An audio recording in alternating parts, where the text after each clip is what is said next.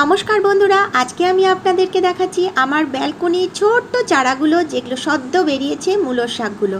এই মূলোর শাকের চারাগুলোকে যদি আমি দ্রুত বৃদ্ধি করতে চাই, তার জন্য আজকে ব্যবহার করব তরল জৈব সার।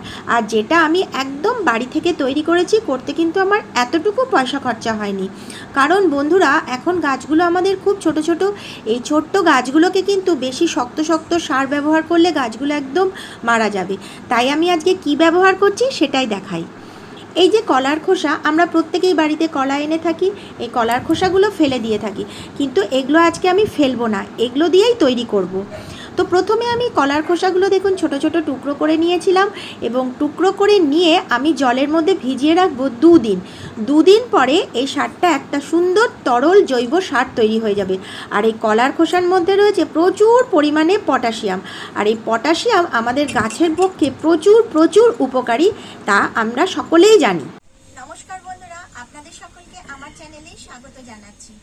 বন্ধুরা, আজকে আমি আপনাদেরকে দেখাবো আমাদের যখন ছোট্ট ছোট্ট একেবারে চারা বেরোয় গাছের, যখন বীজ দিই সেখান থেকে যখন ছোট চারা বেরোয়, সেই চারা গাছে এমন একটা বাড়ি থেকে তৈরি করব তরল জৈব সার, সেটা দিলে খুব তাড়াতাড়ি কিন্তু গাছগুলো বেড়েও যাবে।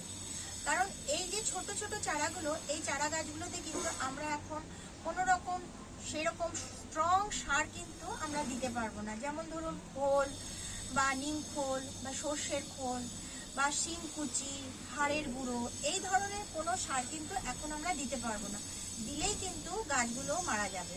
তা আজকে আমি আপনাদেরকে দেখাবো এমন একটা তরল জৈব সার, যেটা একদম বাড়ি থেকে তৈরি করব, একদম বিনা খরচাতে, এবং সঙ্গে আমি ব্যবহার করব এমন একটা জিনিস যেটাতে মাটিটাতে মধ্যে কোনো পোকামাকড় যাতে না হয়, সেরকম একটা জিনিস আজকে তৈরি করব। সেটা কি কি জিনিস দিয়ে তৈরি করছি সেটা চলুন তাহলে আপনাদেরকে দেখাই। এটা হচ্ছে দেখুন এই কলা ভিজিয়ে রাখা জলটা, এটা আমি দুদিন ধরে কলাটাকে এই জলের ভেতরে ভিজিয়ে রেখেছিলাম। ছোট ছোট দেখুন টুকরো করে আমি ভিজিয়ে রেখেছি, আর তাতে দেখুন কিরকম ফেনাও হয়ে গেছে আর কালারটাও চেঞ্জ হয়ে গেছে। আর এইটা হচ্ছে আজকের চাল ধোয়া জল। আজকে রান্না করার সময় আমি চাল ধোয়া জলটাকে দেখুন গ্লাসের ভেতরে রেখে দিয়েছি। আর আমি নিচ্ছি একটু হলুদের গুঁড়ো। এই হলুদ কিন্তু খুব ভালো কীটনাশক। আমাদের মানুষরাও যখন কোথাও পড়ে টরে যাই আমরা, তখন আমাদের কেটে টেটে গেলেও কিন্তু আমরা এই হলুদ চুন একসঙ্গে লাগিয়ে রাখি ফোড়া টোড়াতে, সেটাও কিন্তু ফেটে যায়। হলুদ কিন্তু খুব ভালো একটা অ্যান্টিসেপটিকের কাজ করে। অনেক সময় আমরা কাঁচা হলুদ খেয়েও থাকি, খুব ভালো হয় হলুদ। সেরকম এই হলুদ কিন্তু আমরা যদি আমাদের গাছের গোড়াতে দিয়ে থাকি, যে পিঁপড়ে বা মাটিতে যে ফাঙ্গাসগুলো হয়ে থাকে, সেগুলো কিন্তু একদম হবে না এই হলুদটা দিলে। আর এই ছোট ছোট গাছে দিলে তো এখন খুব ভালোই কাজ করবে। তো এই যে সারটা আমি তৈরি করব, সেটা কিভাবে তৈরি করছি দেখুন। আর এই কলার খোসাতে তো রয়েছে প্রচুর পরিমাণে পটাশিয়াম, আর এই পটাশিয়াম সারটা যদি এখন আমরা দিই, তাহলে গাছটা খুব তাড়াতাড়ি দ্রুত বৃদ্ধি পাবে। আর চাল ধোয়া জলেরও খুব উপকারিতা আছে। তো বন্ধুরা, কিভাবে বানাচ্ছি দেখুন। এই কলার খোসাটাকে প্রথমে একটু হাত দিয়ে চটকে নিচ্ছি, দেখুন যতটা পারবো ততটা চটকে নেবো।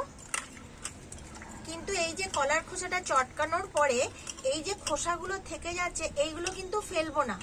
এইগুলোকে আমি দেখাবো আমার ব্যালকনিতে যে পুঁইশাক গাছগুলো বড় বড় রয়েছে, আমার ইচ্ছে ওই গোড়াতে এগুলো ঢেলে রেখে দেওয়া। তো যতটা পারছি নিয়ে নিলাম, এবার এটাকে চিপে আমি রেখে দিচ্ছি দেখুন সাইডে। আর জলের কালারটা দেখুন কতটা চেঞ্জ হয়ে গেছে, এই হয়ে গেল। কিন্তু এটা কখনো কিন্তু বন্ধুরা ডাইরেক্ট ব্যবহার করবেন না কোনো গাছে। এই যে সারটা আমি তৈরি করছি, এই যে তরল সারটা, এটা কিন্তু আমরা যে কোনো গাছেই দিতে পারি। আর কলার খোসাতে রয়েছে প্রচুর পরিমাণে পটাশিয়াম, এটা খুব দ্রুত গাছটাকে বাড়তেও সাহায্য করবে, ফুল ফল আনতে সাহায্য করে, ফুল ফল যাতে ঝরে না পড়ে সেটাতেও কিন্তু এই পটাশিয়ামটা অনেক হেল্প করে। এরপরে দেখুন এই যে জলটা রয়েছে, এর ভেতরে আমি এই চালের জলটা মিশিয়ে দিচ্ছি। দেখুন নিচে একটু জমে পড়েছে, সেই জন্য আরেকটু এটার ভেতরে দিয়ে ভালোভাবে একটু নাড়িয়ে নিলাম, নাড়িয়ে এই চাল জলটা এখানে মিশিয়ে দিলাম, হয়ে গেল। যদি আমরা একটু হলুদ গুঁড়ো বেশিও দিয়ে থাকি তাহলেও কিন্তু কোনো ক্ষতি নেই, বেশি পড়লে কোনো রকম ক্ষতি কিন্তু হবে না। জৈব সার এমনই ভাবে একটা তৈরি করা হয়, এটা গাছের বেশি দিলে কিন্তু ক্ষতি হয় না, বরং রাসায়নিক সার যদি একটু বেশি পড়ে যায় গাছ কিন্তু মারা যেতে পারে। দেখুন ভালোভাবে আমি গুলিয়ে নিলাম। এরপরে কি করব, এই যে মগটা নিয়েছি, এই মগের ভেতরে আমি এই ছাঁকনিটা দিয়ে ছেঁকে নিচ্ছি। দেখুন এই যে তরল জৈব সারটা গাছের গোড়াতেও যেমন ভালো, এটা কিন্তু গাছে আমরা স্প্রেও করতে পারি। দেখুন যেহেতু শক্ত শক্ত দানা জমে রয়েছে, সেই জন্য ভালোভাবে ছাঁকনি দিয়ে কিন্তু এটা ছাঁকা যাচ্ছে না।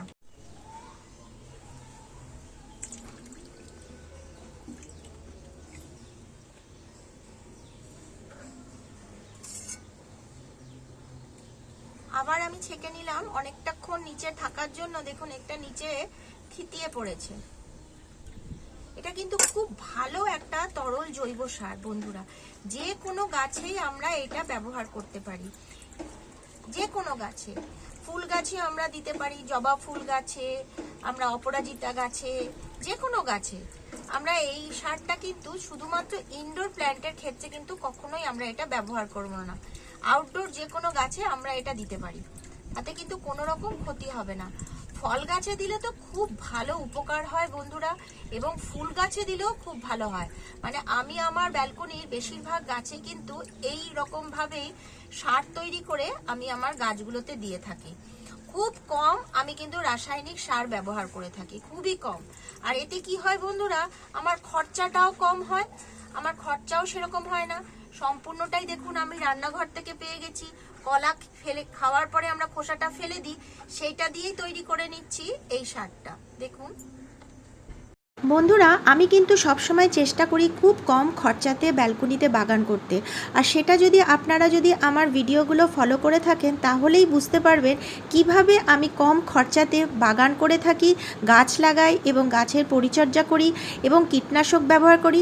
সম্পূর্ণ কিন্তু খুব ন্যূনতম খরচাতেই আমি তা করে থাকি। আমার পুরোটা দেখুন হয়ে গেল।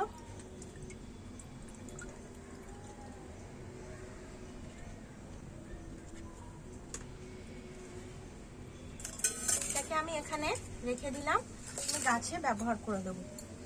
এই যে সারটা নিলাম, এটাকে এবার আমি কাপে নিয়ে নিচ্ছি।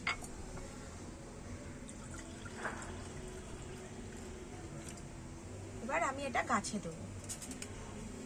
এরপর আমি এই তরল জৈব সারটা প্রত্যেকটা গাছের গোড়াতে অল্প অল্প করে আস্তে আস্তে দিয়ে দেবো, যাতে প্রত্যেকটা গোড়ায় পৌঁছাতে পারে জলটা।